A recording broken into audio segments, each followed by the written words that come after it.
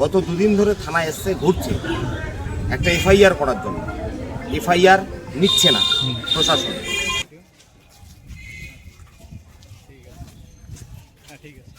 থানায় আসলাম, আমার মেয়ে দেওয়াশালায় হাই স্কুলে যাই হোক বা কীভাবে মারা গেছে জানি না, এইটা নিয়ে মেজোবাবুর কাছে গেছিলাম, বড়োবাবুর কাছেও গেলাম।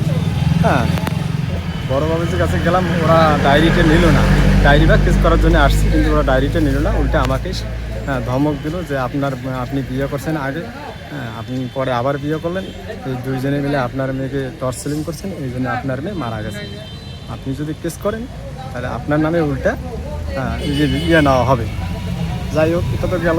কিছু গ্রামের সদস্যগণ এরাও আবার কিছু ভয়ভীতি দেখাইছে আমার বাবাকে, কেস করা যাবে না, কেস করলে নাকি আমাদেরই বিপদ হবে।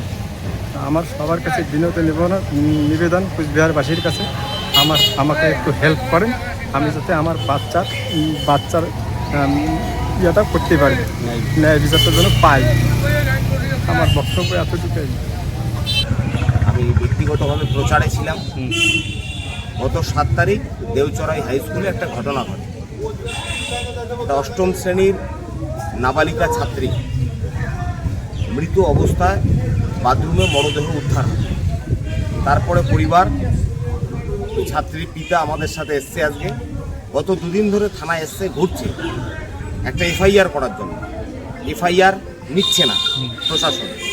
তারপর আমি খবর পাই, প্রচার ছেড়ে সরাসরি থানায় এসে অভিভাবককে সাথে নিয়ে আমি পুলিশ প্রশাসনের সাথে কথা বললাম। তারপরে ওনারা এফআইআর নিলেন এবং বললেন যখন যখন ডাকবেন তখন তখন থানায় আসতে হবে। আমরা চাইছি এ ধরনের ঘটনার নিরপেক্ষ তদন্ত হোক। এই ধরনের ঘটনা প্রতিদিন ঘটছে, গোটা রাজ্যে ঘটছে। কামদুনি থেকে শুরু করে পার্ক স্ট্রিট, আরজিকর, এই ঘটনা কোনোভাবেই মেনে নেওয়া যায় না। তাই দল মত নির্বিশেষে সর্বস্তরের মানুষের কাছে আহ্বান, এই ধরনের ঘটনার যারা ভিকটিম, যে পরিবার, তার পাশে দাঁড়ান। যারা অপরাধী তাদের বিরুদ্ধে সোচ্চার হন। এইভাবে একটা সমাজ চলতে পারে না। একটা স্কুলের ভেতরে একটা পড়ুয়া নিরাপদ নয়। কোন জায়গায় যাচ্ছে পশ্চিমবাংলা, অত্যন্ত দুর্ভাগ্যের। আমরা কোথায় দাঁড়িয়ে আছি, কি হবে ভবিষ্যৎ। প্রত্যেক বাড়িতে মেয়েরা আছে, আমারও বাড়িতে ছোট বোন আছে, ভাই আছে। তারা যে স্কুলে গিয়ে এই ধরনের ঘটনা ঘটে, এর চেয়ে দুর্ভাগ্যের কিছু হতে পারে না। আমরা চাই নিরপেক্ষ তদন্ত এবং দোষীদের দৃষ্টান্তমূলক শাস্তি হোক। তা পুলিশ প্রশাসনের কাছ থেকে কি আপনারা সহযোগিতা পেয়েছেন? অভিভাবক উনি দাঁড়িয়ে আছেন, উনি গত দুদিন ধরে ঘুরছেন। দুদিন ধরে উনি কোনো ধরনের সহযোগিতা পাননি। আজকে আমি এলাম, আসার পরে কথা বললাম। তারপরে ওনারা বাধ্য হলেন এজাহারটা নিতে, রিসিপ্ট কপি আমাদেরকে দিতে।